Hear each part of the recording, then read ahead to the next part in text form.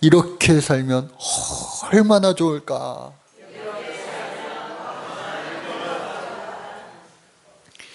노사연이라고 하는 분 여러분들 잘 아실 거예요. 작년 5월 말쯤에 엑츠29라고 하는 연예인 합창단이 있습니다. 그러니까 사도행전이 영어로 엑츠잖아요. 그래서 사도행전 28장에서 머무는 것이 아니라 계속해서 사도행전 29장을 써가는 내가 주인공이 되겠습니다 라고 하는 마음으로 연예인들이 모여서 합창단, 즉 엑츠29를 만들어서 이렇게 찬양 콘서트를 하곤 합니다. 그런데 이 사진에서 나오는 것처럼 노사연 집사님이 찬양을 하다가요, 가수인데, 그리고 정말로 노래 잘하는 가수인데, 굳이 따지자면 비주얼 가수기도 하지만 오디오 가수에 더욱 가까운 그런 집사님인데, 웬일이에요? 음정을요 4마디씩이나 틀린 거예요. 이 합창하면서 이렇게 앞에 나와서 하는데 독주 부분, 이 불협화음이 난 거예요. 음정이 달라지니까. 그러니까 같이 합창하던 연예인들도 깜짝 놀래고 또 관객들도 깜짝 놀란 거예요. 아니 노사연인데. 뒤에 있던 그 많은 사람들이 놀랐을 때에 또 노사연 집사님 본인도 순간 당황한 거예요.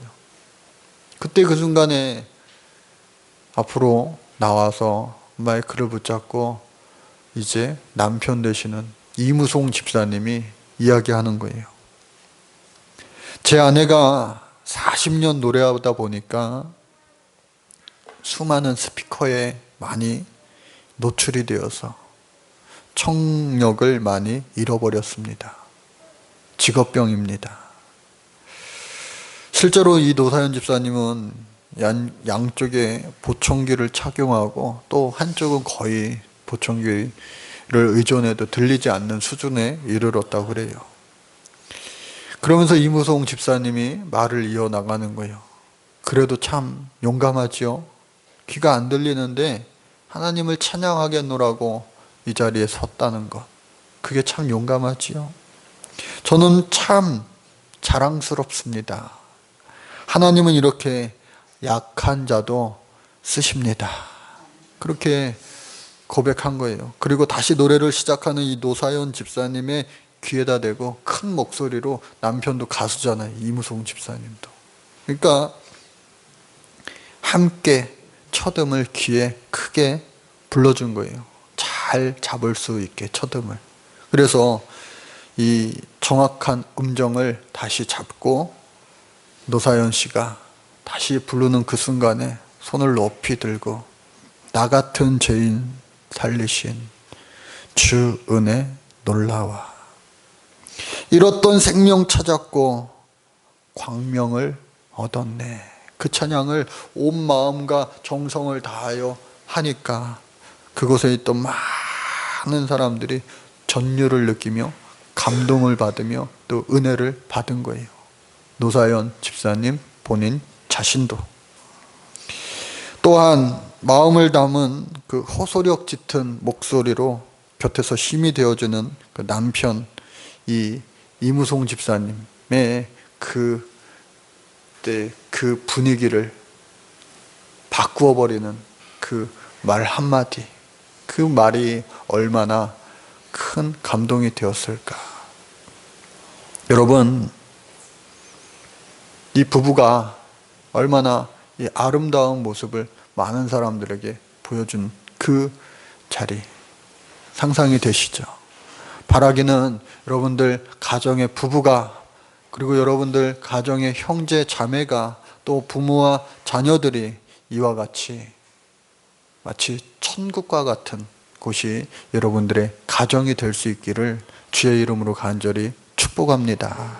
그리고 또한 여러분들의 속한 우리 교회가 많은 천사들이 모여서 천국에 더욱더 가까워질 수 있는, 이 땅에서 미리 맛보는 천국이 되시기를 간절히 바랍니다.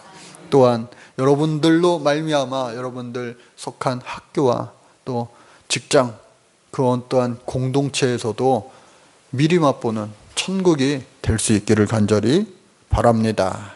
오늘 말씀은요, 사도 바울이 재차 자신이 지금 처해 있는 곳, 자신이 지금 있는 곳을 감옥이라고 밝히면서 말씀을 시작해요. 여러분, 에베소서 6장 가운데 이제 1장부터 3장까지는 교리적인 부분이라고 한다면 4장부터 6장까지는요, 이제 그 교리를 알고 실천, 구체적인 행함을 강조하는 부분입니다. 그래서 4장이 될 때에 내가 지금 감옥에 갇혀 있는 것을 알잖아. 여러분, 아무리 강한 어머니도요, 또 아무리 강한 아버지도요, 또 동생에게 형이, 또 오빠가 여동생에게 때로는 그럴 때 있어요. 야, 내가 너무 아파 지금. 그러니까 말 좀 잘 들어라. 선생님이 아이들한테, 야, 선생님 오늘 너무 힘들다, 좀 잘해보자. 저와 여러분들 사이에서도 저 힘드니까요, 좀 잘해봐요. 이 약한 모습을 이 사도 바울이요, 그대로 지금 드러내고 있는 거예요.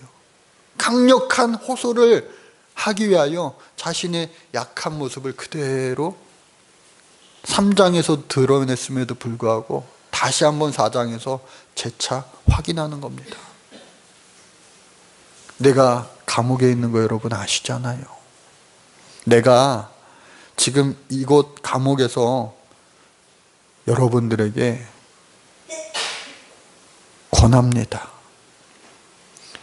여러분들이 부르심을 받은 일에 합당하게 행하기를 권합니다. 여러분, 권위주의적인 시대는요, 이미 지나가고 있어요.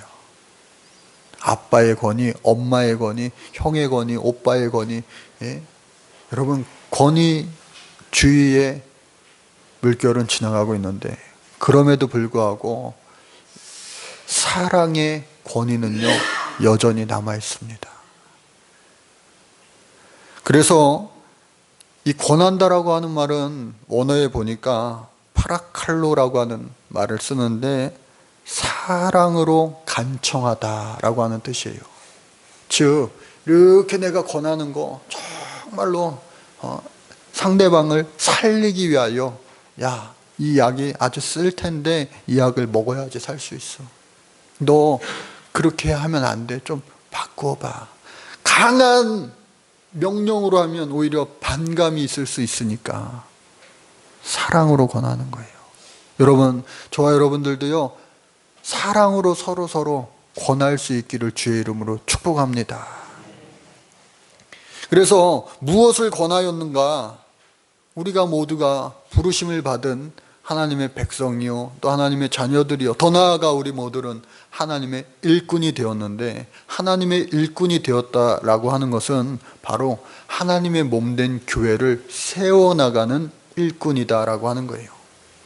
교회가 이 눈에 보이는 이 예배당, 건물을 이야기하는 거 아니에요. 교회는요, 바로 예수 그리스도의 몸 그 자체입니다. 예수님은 교회의 머리가 되셨고요, 우리는요, 그의 지체가 되었어요. 여러분, 손가락 깨물어서 안 아픈 손가락 있어요? 한번 깨물어 보세요. 깨물어서 안 아픈 손가락은요, 남의 손가락입니다. 내 손가락 깨물면 어디든지 아파요. 그런데 내가 사랑하는 그 누군가의 손가락이 깨물음을 당해서 아플 때에 같이 아파하게 되잖아요. 그래서 모든 이 교회의 머리 된 예수 그리스도, 그리고 지체된 우리 모두는요, 서로가 서로를 사랑해야 되고, 또 서로가 어떻게 해요? 연합하여 힘을 모아 머리 된 그리스도를, 몸을 세워가는 것이다 라고 하는 거예요. 마디마디가 다 연결이 되어 있어야 돼요. 상합해야 됩니다. 함께 해야 됩니다. 그래서 그리스도의 몸을 어떻게 해요? 세워가는 것이다 라고 하는 거예요. 그래서 우리가 만난 하나님, 너무 크고 위대하셔서 마치 장님들이 모여가지고 코끼리를 만졌을 때에 야 나는 꼬리 만져서 코끼리 꼬리는 이렇게 생겼어. 예, 마치 꼬리가 전부인 양. 다리를 만진 사람은 다리가 전부인 양. 코끼리 코를 만진 사람은 코가 전부인 양. 그렇게 서로 다투는 것이 아니라 그 위대하신 하나님, 우리가 평생 살면서도 다 알 수 없는 그 하나님의 크고도 놀라운 끝없는 그 사랑을 우리가 서로 같이 공유하며 나누며 서로의 없는 부분을, 부족한 부분을, 연약한 부분을 서로 어떻게 해요? 협력하고 도와주고 아름답게 선을 이루어 나가야 된다라고 하는 거예요. 그래서 하나님께서는요, 우리에게 각각 은사를 주셨다라고 하는 거예요. 은사라고 하는 거 카리스마입니다. 그 카리스마, 남들보다 내가 예수 믿고 나서 막 할 수 있는 것, 그 카리스마 은사 권위를 하나님은 우리에게 부어주세요. 근데 사모하는 자들에게 하나님은요 더 크게 부어주실 줄로 믿습니다. 네, 여러분, 재능, 탤런트라고 하는 것과 이 은사라고 하는 것은 약간 차이가 있습니다. 뭐 같은 의미로 사용되기도 하지만 굳이 구분을 하자면 이 은사는요 예수 믿고 나서 후천적으로 받은 거예요. 발견하게 되는 거. 나는 예수 믿기 전에 이런 거 전혀 못했는데 예수 믿고 나서 이게 달라져가지고 막 다 해. 잘해. 나는 사람들 앞에 참 이게 서는 게 부끄럽고 이 낯이 많이 가려서 이게 참 힘들었는데 예수 믿고 나서 성령 받고 나니까 어떻게 해요? 내가 안내하고 있네. 많은 사람들한테 그냥 다 웃으면서 그냥 막 이렇게 하고 있어요. 예전에 114 사랑합니다 고객님 그렇게 전화를 받았잖아요. 사랑이 메말라가는 이 시대에 그 이야기를 듣고 싶어서 114에다가 전화한 사람이 그렇게 많았대요. 사랑해요 고객님 그러니까 정말요 고마워요. 그래서 그 멘트가 어느 순간 바뀌어졌다고 하는 이야기도 있어요. 여러분, 홍수의 시대에 더욱더 마실 물이 없는 것처럼 오늘날 많은 사랑을 이야기하고 있지만 예수 그리스도의 참된 진짜 사랑, 그 사랑이 우리 교회 가운데 또 여러분들의 가정 가운데 더욱더 풍성하게 나타날 수 있게 되기를 간절히 주의 이름으로 축복합니다. 그래서 오늘 그 이상적인 교회의 모습을 위하여 우리 교회에 속한 모든 성도들이 그와 같이 서로 어떻게 해요? 연합하여 머리된 그리스도를 세워나가야 되는 것이고, 두 번째로는 어떻게 해요? 17절 24절 말씀인데 새 사람을 입으라. 옛 사람을 벗어버리고 어떻게 해요? 새 사람을 입으라고 하는 거예요. 오직 심령이 새롭게 되어 새 사람을 입을 수 있다고 하는 거예요. 여러분, 사람이요 쉽게 변합니까? 나이를 먹을수록요 사람이 참 쉽게 안 변해요. 저기 잠실 지하에 교회를 개척해 가지고 이제 지금은 저 장지동에서, 중간에 문정동에 계셨다가 저 장지동에서 지금은 교회를 아주 멋지게 잘 짓고 봉헌하여서 많은 사람들과 함께 예배하는 그 목사님이 계신데, 문정동 한 상가에 2층 3층을 빌려가지고 임대해가지고 교인들 한 100여 명 이렇게 모일 때 그때 이야기인 것 같아요. 목사님도 3층에 교회 한켠에 그냥 사택을 만들어가지고 거기서 먹고 자고 살았는데 저쪽 끝에 성가대실이 있었어요. 근데 추운 겨울날 이렇게 교회를 새벽 기도에 뭐 왔다 갔다 하고 오고 하는데, 아니 집이 없는 이른바 홈리스 노숙자죠. 앞에서 있는 거예요. 너무 추운데 수도도 어는데 사람도 올까봐 그랬는지 그분한테 우리 성가대실 작은 방이 있으니까 거기 가서 주무시라고, 거기 따뜻하다고, 그리고 화장실도 옆에 있으니까 왔다 갔다 하시라고. 그래서 그렇게 잠을 자게 했어요. 그런데 평일날에는 교인들이 많이 없지만 이제 주일날에는 교인들이 많고, 또 토요일에는 교회 청소하러 집사님 권사님들이 와가지고 막 청소를 하는데 이제 시간이 좀 지나고 집사님, 권사님들이 이제 막 짜증이 난 거예요. 왜 짜증이 났느냐? 이 거리에서 지내는 분들이 잘 안 씻고 또 안 빨고 그러니까 온 몸에서 이 냄새가 심하게 나는 거예요. 그래서 집사님, 권사님들이 아무리 뭐 쓸고 닦고 막 페브리즈를 뿌리고 해도 냄새가 안 가니까, 아이 목사님 저 사람 언제까지 여기 있어야 되냐고, 냄새 청소해도 빠지질 않는다고, 어떡할 거냐고 목사님한테 막 화가 나가지고, 그러니까 그 목사님이, 아니 노숙자가 안 씻으니까 노숙자지 씻으면 무슨 노숙자겠냐고, 그렇게 말을 해서 그분이 그냥 거기에 더 있다가 나중에는 뭐 나가셨지만, 여러분 옆에 화장실이 생겨도요, 잠잘 곳이 생겨도요, 참 이게 마음도 그렇고요, 그리고 우리의 생활 습관도 그렇고요, 변화하기가 참 쉽지 않아요. 어려워요.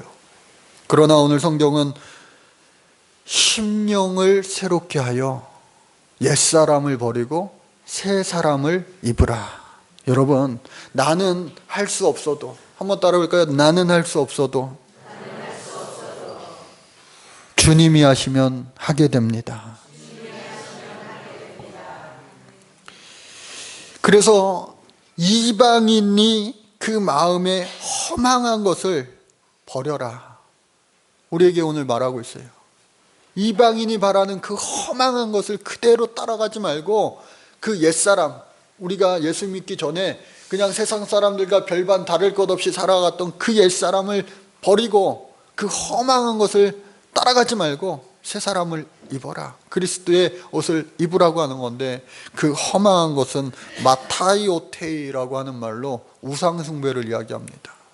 하나님과 점점점 멀어지면은 그냥 나는 무교가 아니라, 그게 아니라 어떻게 해요? 우상숭배를 하며 살아가는 거예요. 어떤 사람은 이야기합니다. 나는 아무런 신도 믿지 않아. 나는 단지 내 자신만을 믿을 뿐이야. 자기가 우상이 되는 거예요. 하나님 자리에 다른 그 무엇이 있는 것, 그것이 바로 다 우상이 되는 겁니다. 그래서 항상 우리가 이 허망한 것으로부터 멀어지고 그 반대편에 서 계신 우리 하나님께 더 가까이 가야 되는데, 우리의 총명이 어두워지고 또 우리 가운데 무지함과 우리의 마음이 굳어짐으로 말미암아 하나님의 생명으로부터 점점 떠나고 멀어지게 되는 거다라고 하는 거예요. 여러분, 마음이 막 굳고 따뜻하지 못하고, 내가 생각해도 참 내가 왜 이랬을까, 그랬을까, 그럴 때가 때로는 있지 않습니까?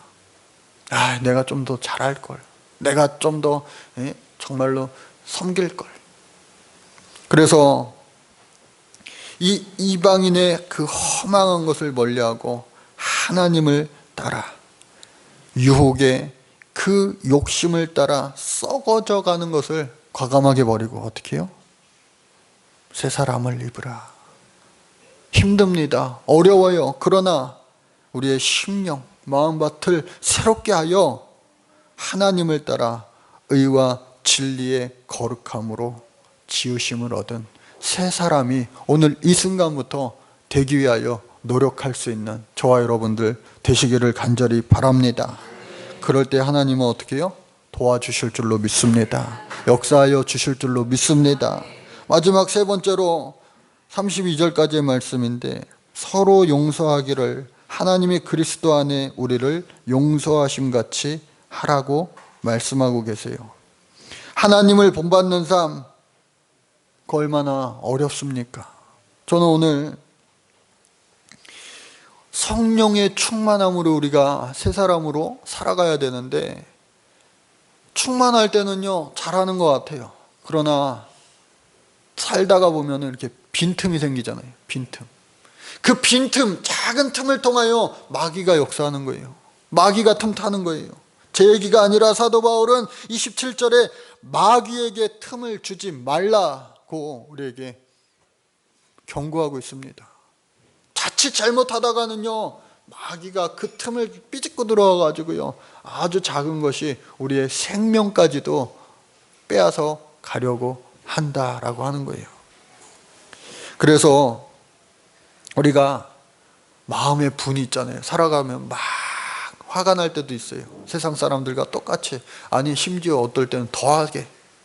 그러나 하루가 지나도록 마음의 분을 품지 말래요.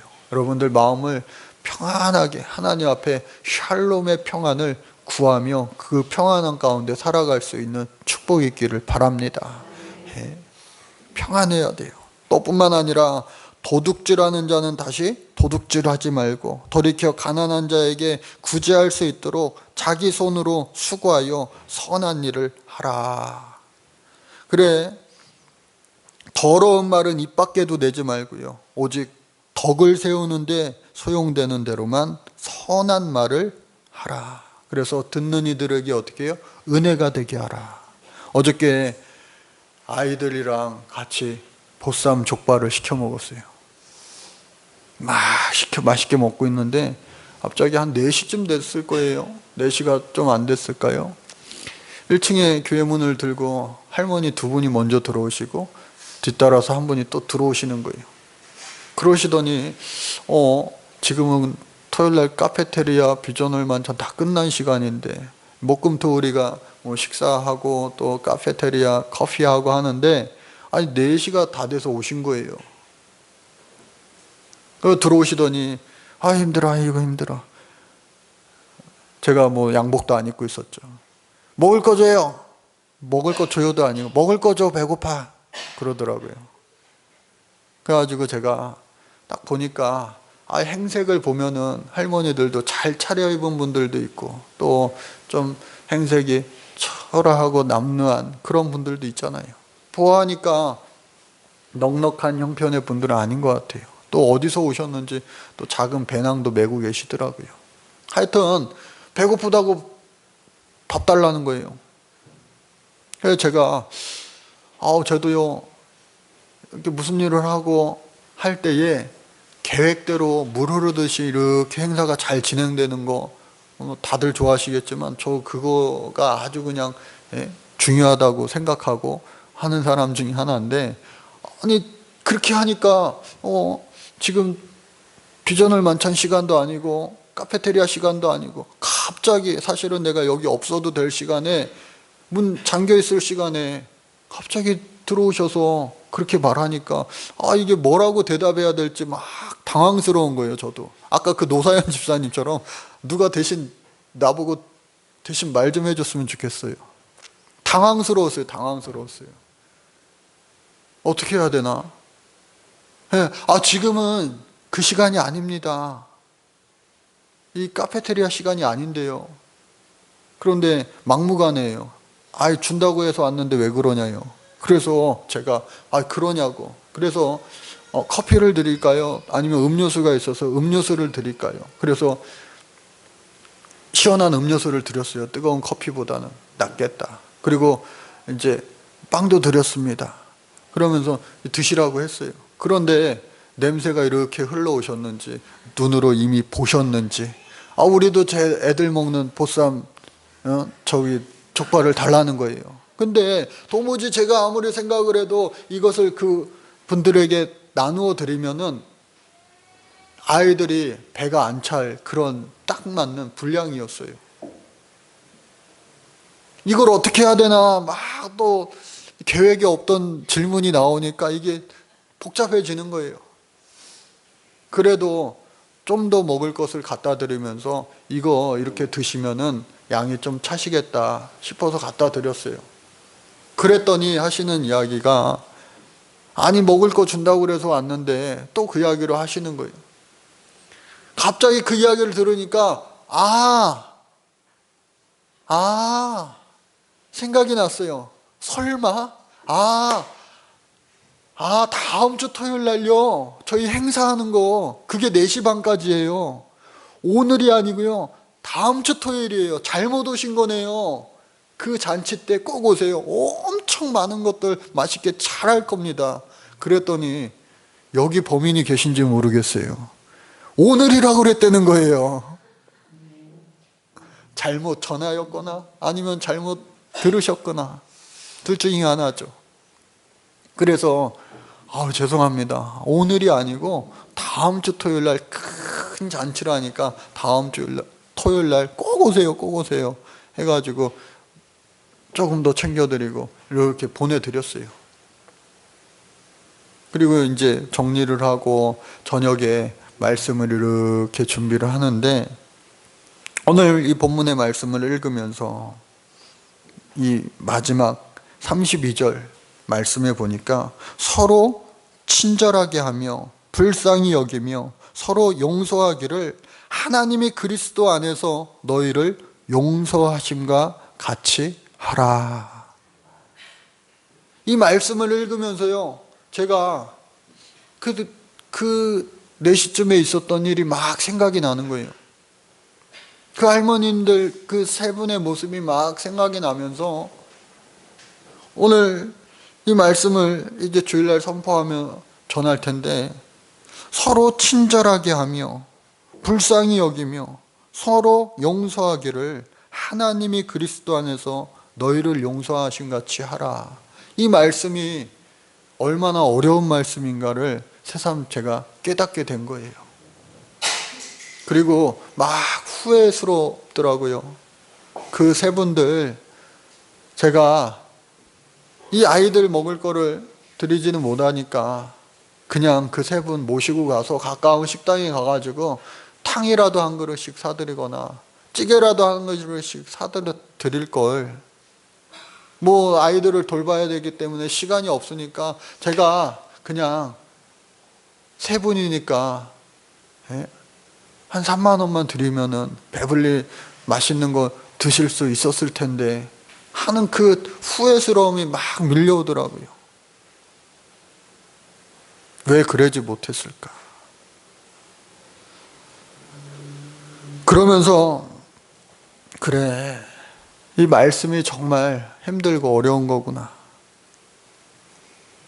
서로 친절하게 하라는 것, 그리고 서로 불쌍히 여기며 서로 용서하라는 것, 이게 얼마나 어려워요. 힘들어요. 그것을 누구처럼 알아요?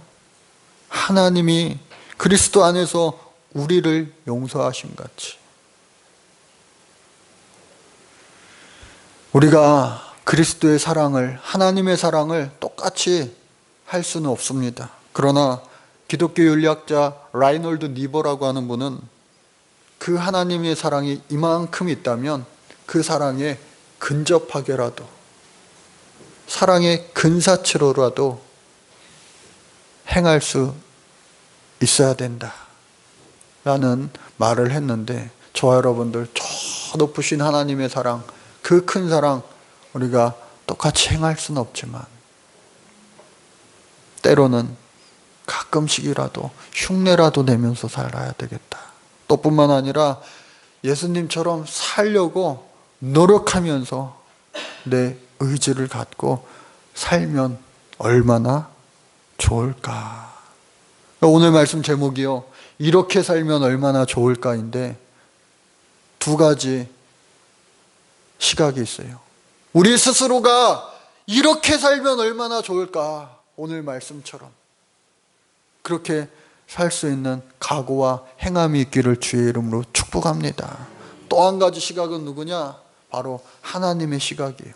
우리가 오늘 이 말씀대로 산다고 한다면 우리를 향하여 신 하나님의 그 마음, 너희들이 이렇게 살면 얼마나 좋을까라고 하는 그 하나님의 관점에서의 제목이기도 합니다.